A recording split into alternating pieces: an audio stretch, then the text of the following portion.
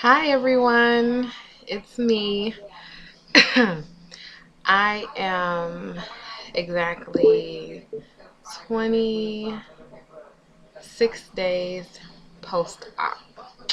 I had the sleeve done on April 10th. Last week I got my staples removed and I was cleared for light. Well, I was always actually cleared for light physical activity, but I can kind of increase it a little bit. And at 6 weeks, I can do heavy aerobics, which I can't wait. I am currently down 30 pounds. My highest was 362. I now weigh 332. I lost 10 pounds post-op. That was when I went last week. So I was 10 pounds down from my surgery. And to be honest, I was a little discouraged because I thought I would have lost more. And the weight loss has seemed to be in my face and my boobs, but my belly is still there. That's what I really want to leave. But I'm really finding my way with the diet. In the morning, I'm trying to stick with the same thing. It's really just trial and error, honestly. Like, it's a little stressful. I'm being totally honest because you think you found like this great um, product. Like, I found some Greek yogurt that had 17 grams of carbs, 14 grams of fat, and 13 grams of protein. But some of the weight loss groups that I'm in, I shared this food find and they said that that was too much sugar. So I'm kind of back to the drawing board because these are people. I don't, go off of everything that people tell me, but some of these people are people who are successful. So obviously, you want to follow after successful people. So I was given some suggestions. It wasn't like they just said, no, what you're doing is wrong. They said, well, how about you try this, which I'm going to try Stonyfield. Um, Stonyfield organic Greek yogurt, plain. So plain Greek yogurt by Stonyfield. It actually has just about 5 grams of carbs, 6 grams of sugar, and 15 grams of protein. The most important thing right now is to get in your protein and your vegetables. And really, that's it. And this is in your early phase. Losing phase, you really want to stick to your guidelines, which is a healthy low carb diet. And when I say healthy low carbs, is that you do incorporate a little fruit, but you stay away from you know um, rice, pasta, sugar, potatoes. I did have some potatoes. Excuse me. I did have some mashed potatoes in my puree stage and soft food stage. Oh, and right now I'm transitioning actually to regular foods. At 4 weeks, I'll be 4 weeks post-op. On Thursday, I will be cleared to eat just regular foods, but still sticking with protein, vegetables, carb, good carb. That's your plate. But you're going to eat your protein first, your veggie, and if you have room, whatever carb you decide, which you want to choose, like a grain or something, couscous, quinoa, because that's going to add extra protein. I wouldn't recommend pasta, rice, anything like that now. If you want to eat some fruit in the morning, half of a banana, um, and you can actually blend that up with your plain Greek yogurt, and that's what I'm going to try. Because most of the yogurt I have bought has been fruit at the bottom, so that's where my sugar is coming in because it's fruit already added. But the guidelines my nutritionist gave me is that as long as the carb is under 20 grams, it's okay.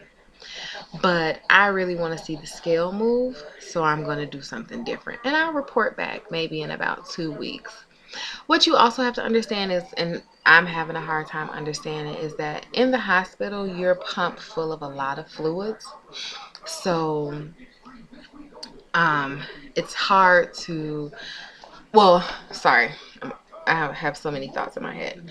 In the hospital, you're pumped with a lot of fluids. And what I didn't do was take my weight as I was leaving. I took my weight before the surgery.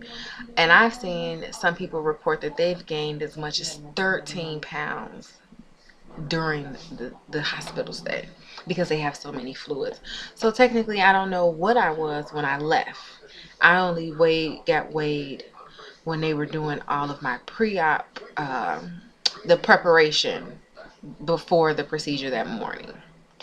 So I could have lost more, but I was only going off of my weight the morning before the surgery, not the 2 days, not the 2 days after I left. So maybe I've lost more. I don't know. I can't really, my fat is in my stomach. Like, I'm pretty sure I'm carrying out 300 pounds in my stomach. Seriously. So I haven't seen that. But people have said that I'm losing weight. My husband has said that I'm losing weight. When I go to church, they say I'm losing weight. So you have to believe what people see. Your eyes will probably always see your original size for a while. So that's just my update, my brief update. Um, if you have any questions, I can't really think of anything. I'm not really, I'm not discouraged. I'm just trying to find my way.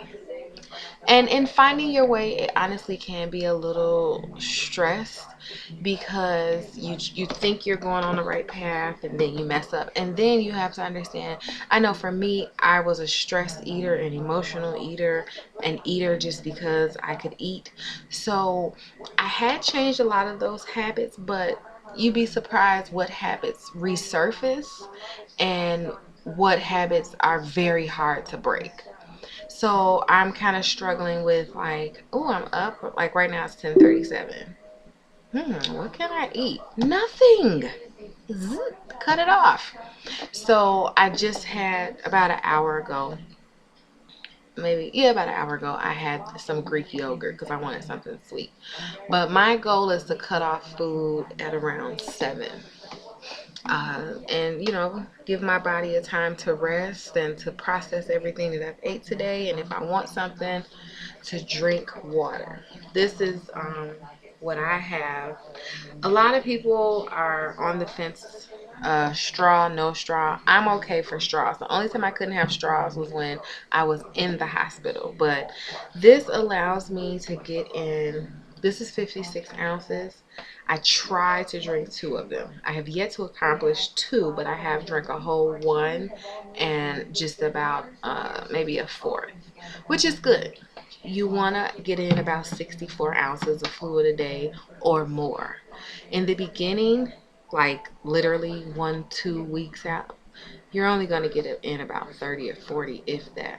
But what you want to make sure you do is sip, sip, sip, sip, sip. Also, what I'm struggling with is this ketosis. Mm. The ketosis is a result of you being on a low carb diet. It makes your breath smell like poop. Yes. So the water helps.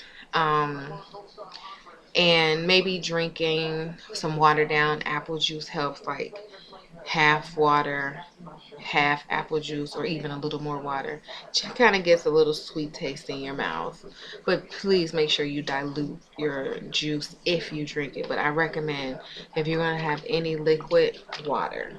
I personally don't do the artificial sweeteners, so that's why I don't do Crystal Light. I tried a water enhancer that was sweetened with stevia. Oh my gosh, it was awful, and it gave me the worst headache. So I don't even bother. I like water. I don't have a problem with water.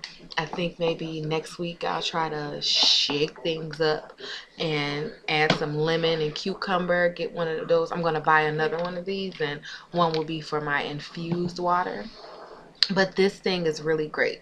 I fill it up at night before I go to bed, pop it in the refrigerator, and the first thing I actually drink is warm lemon water. Just because you do become not necessarily constipated, you become backed up, or you just don't go have bowel movements as often as you used to. One, you're not taking in a lot, and then you're taking in a lot of protein, which could constipate you. So the lemon water, it alkalines my body. It kind of moves things along in my body. It really helps. And so I try to drink the warm lemon water in the morning. That's the first thing I drink. Then I'll make my breakfast. This morning I had 1 egg omelet, and in the omelet I put 2 cubes of cheese and about 4 cubes of turkey ham, and I was able to eat that. I'm trying to make sure I get in my protein, because what I'm not doing, which I don't suggest, is drinking protein shakes, because I've yet to find a protein shake that isn't artificially sweetened or that I can get down without gagging. Oh my gosh.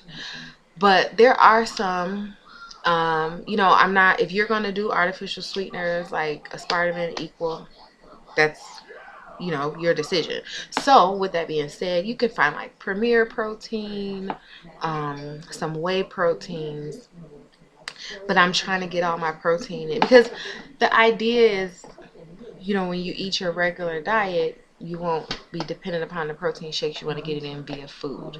But in the very beginning, 1 to 3 weeks, you do want to include protein shakes. And actually people who are even further out, because it's quick. You pick up a protein shake, you're full, you got in your protein, vitamins, you get your requirements in without thinking like, oh my gosh, what am I about to eat?